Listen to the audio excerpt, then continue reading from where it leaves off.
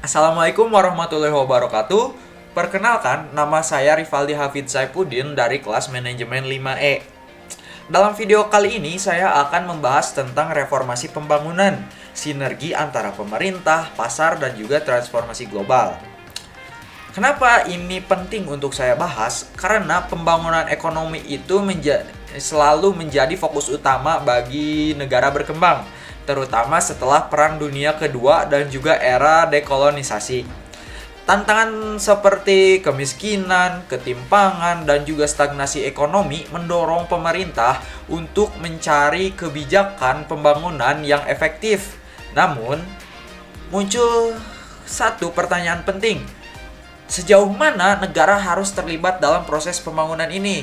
Apakah pendekatan yang lebih baik adalah campur tangan pemerintah? Atau mungkin pasar yang bebas? Atau malah kombinasi keduanya?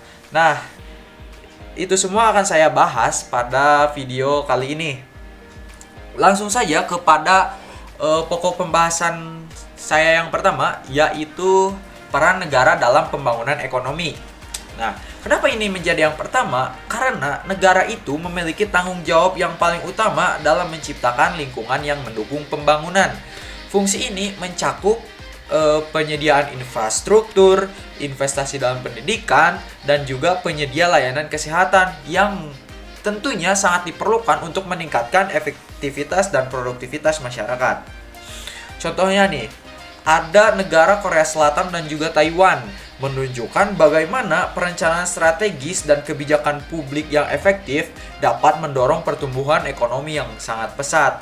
Kedua negara ini secara aktif mengembangkan sektor industri, mendukung inovasi, dan berinvestasi besar-besaran dalam pendidikan. Hasilnya, mereka sanggup bertransformasi dari negara berkembang menjadi negara maju dalam waktu yang relatif singkat. Nah, namun di sisi lain ada contoh buruknya nih. Terdapat negara-negara di Afrika dan Amerika Latin yang mengalami kesulitan karena kelemahan tata kelola, korupsi, dan juga kebijakan yang kurang efektif. Pemerintah yang terlalu dominan atau tidak transparan seringkali malah menjadi penghalang bagi pertumbuhan suatu ekonomi. Yang kedua, ada dinamika pasar, yaitu penggerak pertumbuhan yang efisien. Pasar ini seringkali dianggap sebagai mesin utama pertumbuhan ekonomi, terutama karena kemampuannya dalam mendorong inovasi dan efisiensi. Reformasi pasar itu seperti liberalisasi perdagangan dan reformasi pasar tenaga kerja telah mempercepat pertumbuhan di berbagai negara, termasuk India dan Chile sebagai contohnya. Namun, pasar itu tidak selalu sempurna. Tanpa regulasi yang memadai, liberalisasi dapat menyebabkan ketimpangan sosial dan ekonomi. Kejadian ini pernah dialami di daerah Amerika Latin pada tahun 90-an, guys. Menunjukkan bagaimana pasar bebas yang tidak diatur dapat memperburuk kesenjangan ekonomi. Oleh karena itu, peran negara dalam mengawasi dan mengatur pasar tetap penting untuk memastikan pertumbuhan yang berkelanjutan dan inklusif. Lalu yang ketiga, ada masyarakat sipil, yaitu kekuatan sosial dalam pembangunan. Selain negara dan juga pasar yang tadi sudah kita bahas, masyarakat sipil ini juga memiliki peran yang tidak kalah penting, bahkan termasuk sangat penting ya. Dalam pembangunan, organisasi masyarakat sipil atau OMS dan lembaga swadaya masyarakat atau LSM seringkali menjadi penghubung antara masyarakat dan pemerintah. Mereka membantu memastikan bahwa kebijakan yang diterapkan menguntungkan semua lapisan masyarakat, termasuk kelompok rentan. Sebagai contohnya nih, Grameen atau bank di Bangladesh telah memberikan akses keuangan kepada masyarakat miskin, memungkinkan mereka untuk meningkatkan pendapatan dan kualitas hidup. Demikian pula organisasi seperti BRAC telah berhasil memperluas akses ke pendidikan dan layanan kesehatan, menciptakan dampak yang signifikan terhadap pembangunan ekonomi yang inklusif. Lalu yang keempat, ada pelajaran dari Asia Timur. Itu merupakan suatu kombinasi yang tepat.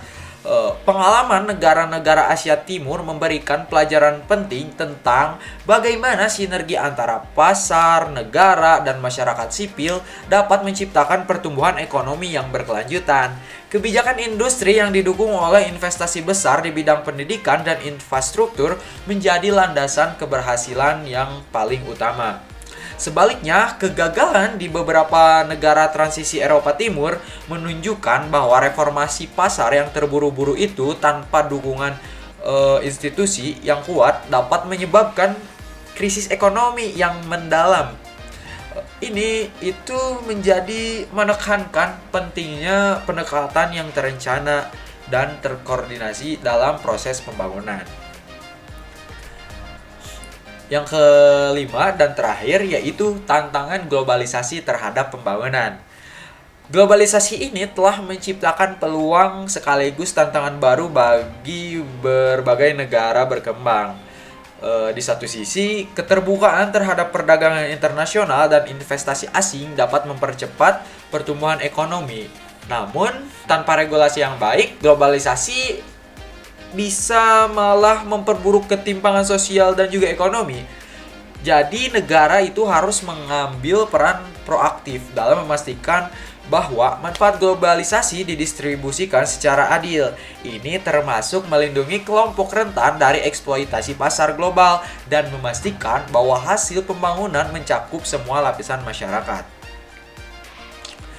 Lalu ada kesimpulan yang bisa saya tarik dari pembahasan tadi, yaitu membangun sinergi untuk masa depan.